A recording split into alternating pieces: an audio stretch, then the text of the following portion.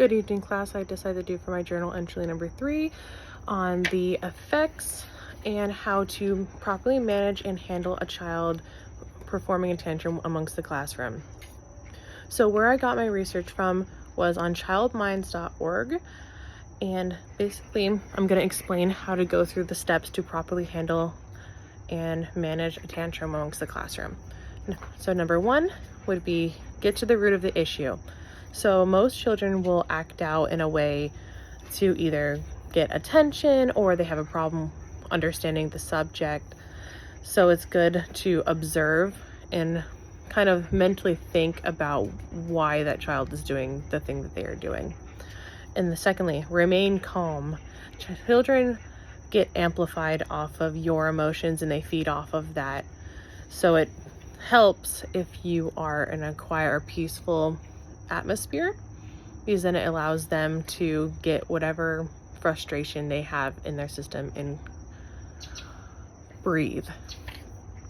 Number 3, you have to have a plan and stick with it. So a good plan example that I read about that I think was a very good idea is that a lot of teachers will actually wait till the child is fully expressed their concerns or their actions, and then they'll take them aside and have them thoroughly explain why the child performed the action or why the child behaved the way that they did. I have seen this firsthand with not only my mom's classroom, but I've seen it in the classroom that I've observed, where they would bring the child outside of the room and ask them, what's wrong? Why are you upset? And then the child would just try to articulate how they feel.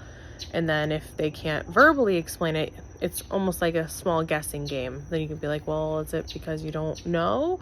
And they'd be like, yeah. So that's a good way to have a one-on-one, and it also creates a good bond of actually listening to the child.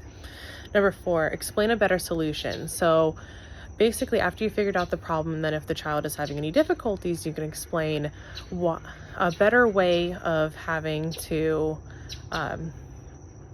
not create an outburst, but to create a positive way of explaining how to do an action differently.